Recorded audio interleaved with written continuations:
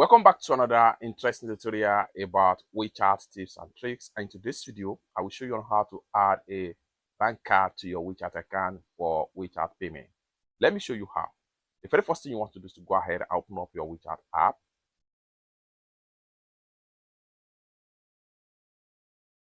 Go ahead and click on Me. Click on Pay and Services. Click on Wallet. Click on Bank Card. Click on Add a bank card.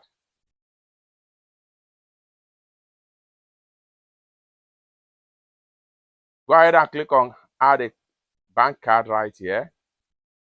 Then go ahead and enter your card number.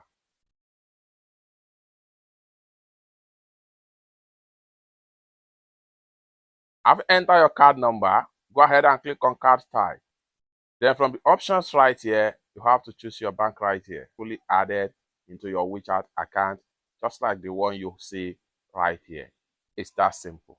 For more tutorial tips and tricks on how best to use your WeChat app, consider to subscribe. Thank you so much for watching, and I hope to see you in my next video. Bye for now.